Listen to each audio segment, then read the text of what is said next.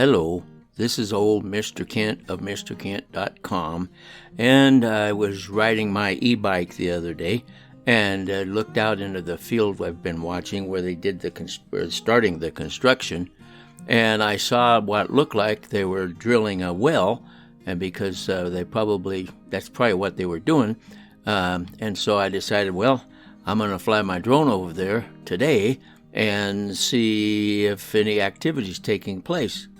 So that's my plan here, and we'll see if they're still working on it.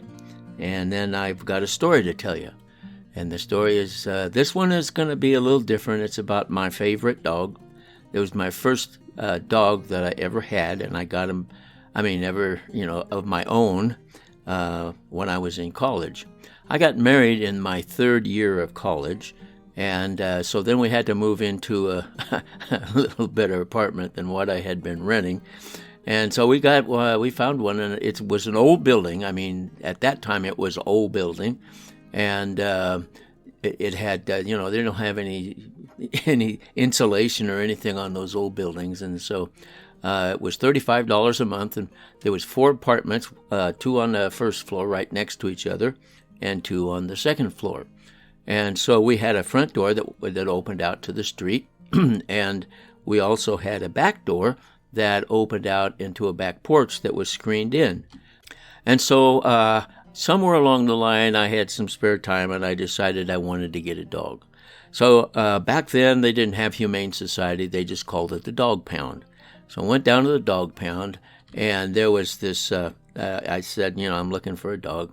And so he had a new litter in of 6 Labrador retrievers, little black dogs, and they were all puppies in this, fairly large cardboard box. And so I was looking at them, and back then, you could get a dog for $5 or less or something. So I was looking at them, and most of them were just laying around and doing nothing, but there was this one that was in the corner scratching, trying to get out of that box. And I thought, he's a smart one, I'll bet you. So I decided I'd buy him.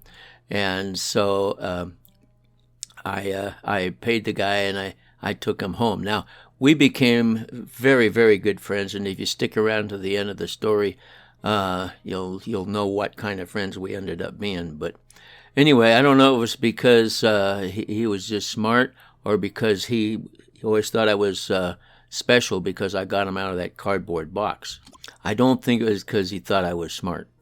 Well, anyway, so this dark triangle out there in the middle of the field, that's where they were. I'm sure they were drilling a well because they have to have a water supply. And like somebody said, I think it was my wife, they're going to have to put water pipes in and sewer pipes in and all that kind of stuff before they can actually start building houses. So if there's nothing there now, but if that's what they were doing, well, then they've got a place for their water storage. And I need to show you how they do it around here. Maybe I'll do that in one of my future videos. So anyway, I took the dog home, and when we would be gone or all night long, I left him out on the back porch, the screened-in porch, and first couple of nights he barked and barked all night, but then he got over it. And then the neighbor also had a cat that had a litter of kittens, and so the litter of kittens, he just basically grew up around the kittens, and so I guess that's where he learned to use his paws like a cat does, and use both of them together to achieve what he wanted. And so those paws, eventually, as he got older and got out, grown up, I realized he could come in our front door by he'd lean up against it, because if it opened easily, which they all did back then, and he watched us, and so we turned the knob, and so he picked that up so he could walk in our door. Of course, we had to go close it every time, but he was also, he just loved to chase the ball and bring it back, and we'd take him to the park, and he'd chase the ball. And this one time, he wanted to keep chasing the ball, and we were trying to eat or something, and so there was a grove of trees and I threw the ball into the grove of trees, and I thought that's going to keep him busy for a while, and it did. He was gone, and I started getting a little concerned because he wasn't coming back. Well, sure enough, he was in there all that time and came running back with that ball. So he was just that kind of a dog. He just was going to keep looking until they got it. And then we had our first little baby, and he was grown up enough that we'd lay him out we had a little lawn next to our building there, and we'd go outside and sit, and we laid him on a blanket, and then he got to where he could crawl around on the blanket. And that, by the way, the dog's name was Maynard, and the reason I named him Maynard was because back then that was Gilligan's Island was one of the popular sitcoms, and the star of that program, they called him Maynard. And Maynard is a good name. Anytime you're going to name a pet, give him a 2-syllable name and put like an A or an I or E sound in it, because they hear high frequencies better than they do low frequencies. So if you're going to call them, they come to you. So I named him Maynard. And so anyway, he would lay by that baby, and if the baby started crawling to get off the edge of the blanket, he would lay in front of him and keep him from going. And then the baby would change directions, and the dog would change directions. So it was fun to watch. He was a pretty smart dog, and one of the things he liked to do was he liked water. He loved water. And I had a little rowboat, and so we'd go out on Lake Whatcom up there in Bellingham, Washington, and just go out, and we'd take our lunch and just spend some time out on the water. And we always take him. And so then I think I got a picture of him somewhere. Maybe I can stick it in here before we finish. And so I would just say, jump in the water, Maynard, and he would jump over the edge of the boat, and he would swim around the boat while we were eating our snacks or whatever we took along. And then when I'd call him back, well, then it was, it wasn't that big of a boat, so I could reach down and grab him, and he would put his paws up, and he could pull himself out of the water. And so we did that a bunch. Also, when we go to a shore, and I would just have fun with him, I'd throw a stick out in the water, and he'd chase the stick. And one day I thought, well, I'm going to see something here. So I threw a larger stick, and he went out and brought it back, and I threw a larger stick. So then he was pushing it with his nose to get it back.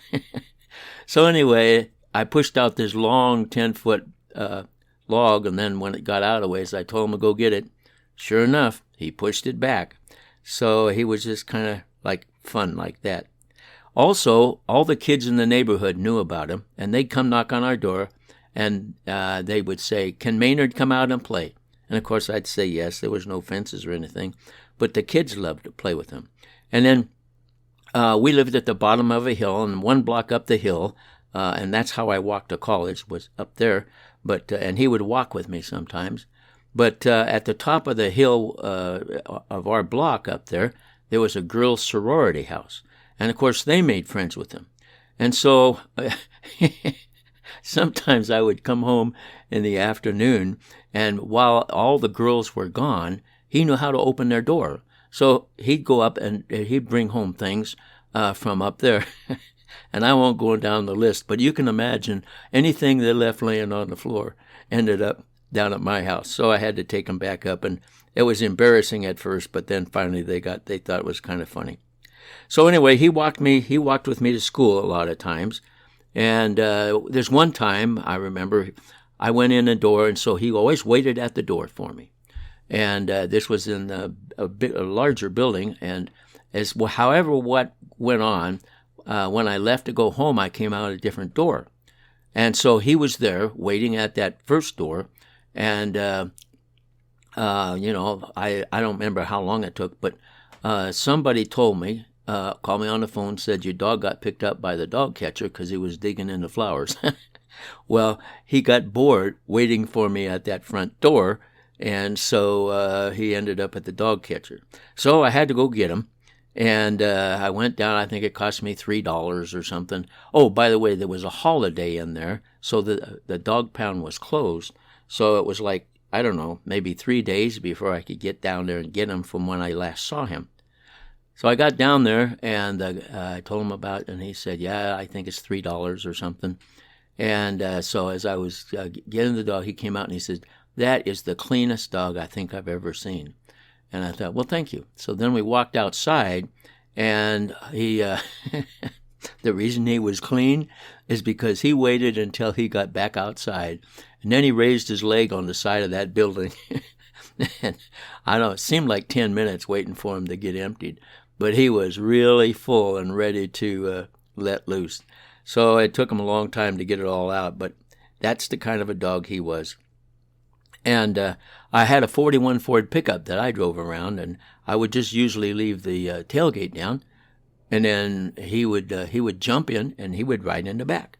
Well, the kind of a crazy thing, he always stood sideways on the tailgate, and I could see in the mirror when I went to stop, he'd catch himself and keep from falling into the bed. When I get ready to go, he'd catch himself and keep from falling out.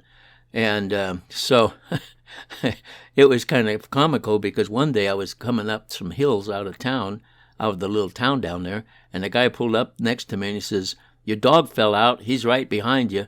And I looked back, and sure enough, he's running along on the highway or in the street trying to catch up with me. So anyway, and another time I took him to the bakery with me, and this was in my wife's car, and it was a hot day, and I left the windows down. So I went in. When I came out, he was gone. And I called and looked around and couldn't find him. So then back in those days, you had to put an ad in a newspaper. So I put the ad in a newspaper, and I got this call from a guy, and he says, can you identify the dog? And I went through where the white spot was and this and that. And he says, do you really want that dog back? And I said, yes. And so he says, my kids love that dog. And so I went and got it. And he said, you know how we got it? And I said, no. Well, we were out shopping, and we came home. The front door was open. And so we walked in carefully, and he was sitting on the couch and wagging his tail because he could open their door. Well, anyway, so the long story, the short is the kids loved him. I loved him. And when we moved to Pasco, Washington, from where we had been, and from college and all. And the lady next door didn't like him. Of course, he'd never been pinned up or anything, and we didn't have a fence on the rental we were renting. And so she said, he's peeing on my flowers. So we had been living in Seattle while I worked at Boeing, and so I contacted the people that were across the street that those kids loved the dog. And so I contacted them, and they said, bring it over, we'll take it. So I took it over and gave him a big old hug and said goodbye. Well, then it turns out that I heard from him later that after a couple of months of not coming back home, he started to go crazy, and he growled at the kids instead of playing with them, and I mean, it was a sad situation. So they had to put him down, and that was the end of a wonderful friendship. And he loved me so much that he just kind of went wacky when he couldn't get back. All right, so that's my favorite dog story. It took a little more time than I expected, but that's the truth. I want to thank you for watching my videos, and God bless.